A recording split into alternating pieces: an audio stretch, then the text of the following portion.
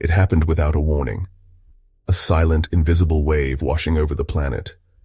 I was trekking through the Scottish Highlands, the wind biting at my cheeks, a good, honest cold. My satellite phone, my lifeline to the outside world, was in my hand. One moment, I was checking my coordinates. The next, the screen just died. Not a flicker. Not a low battery warning. It was as if the life had been instantly sucked out of it. But as dusk settled, a strange quiet fell. No distant hum of a plane overhead, no faint glow from the village in the valley below. The world had gone dark. A pilot over the Pacific watching his navigation screens go black, the engines of his massive jet sputtering into an unnerving silence.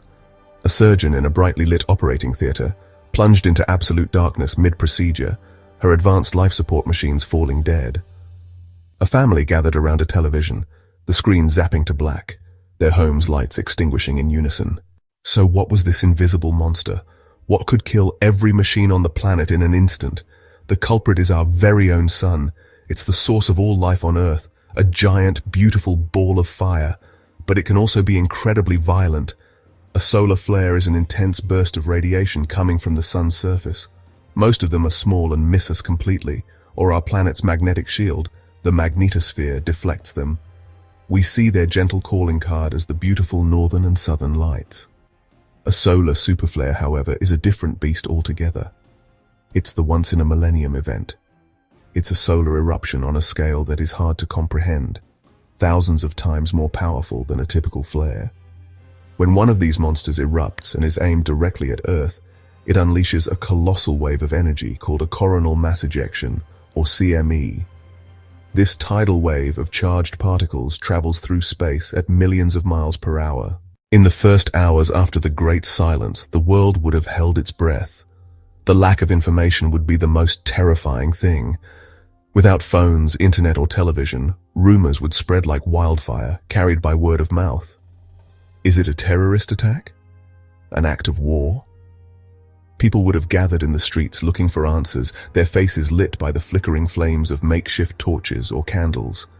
The familiar sounds of the city, the sirens, the traffic, the constant hum, would be gone, replaced by a growing murmur of human voices, laced with anxiety and fear. As the sun rose on the first day, the scale of the problem would become brutally clear. Nothing worked.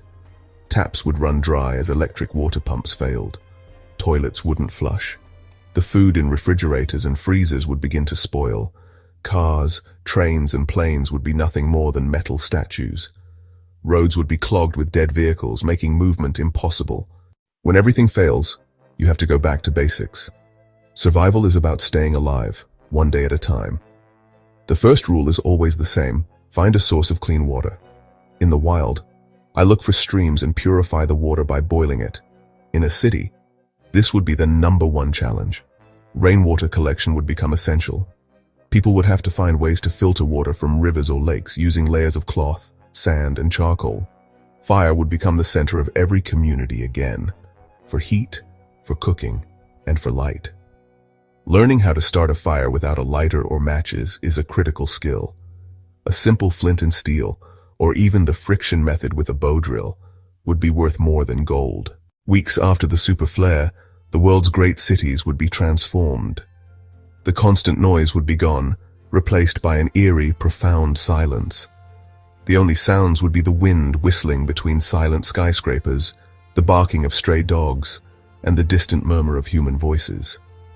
The high-rise apartment buildings, marvels of modern engineering, would become concrete prisons. Who could live on the 40th floor without an elevator?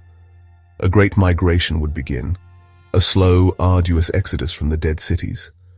People would travel on foot, by bicycle, or on horseback if they were lucky, pushing carts loaded with their few possessions. In the post-flare world, nowhere would the loss of technology be felt more acutely than in our hospitals. Modern medicine is a miracle, but it's a miracle built on a foundation of electricity. Ventilators keeping patients breathing, dialysis machines cleaning their blood, incubators protecting premature babies, all would fall silent. Surgeries would become brutally risky procedures, performed by candlelight or daylight, with the constant threat of sepsis looming over both patient and surgeon.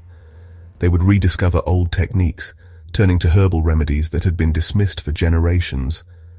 Knowledge of medicinal plants would be vital. As the years passed, humanity would settle into a new rhythm. The world would be quieter, smaller, and more physically demanding.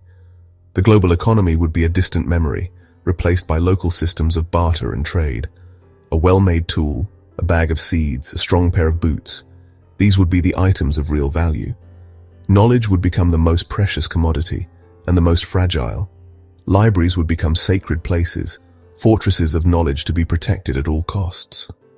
Storytellers would become vital, passing on history, legends, and essential survival information from one generation to the next, just as our ancestors did for thousands of years. After a generation or two, once society had stabilized into this new low-tech existence, the thoughts of the brightest minds would turn to rebuilding. Communities would build small-scale, sustainable energy sources, water wheels turning generators on rivers, windmills on hillsides. In the end, when you strip everything else away, what are you left with? You are left with us, human beings. We are the most adaptable, resourceful, and resilient creatures on this planet. We have survived ice ages, plagues, and cataclysms.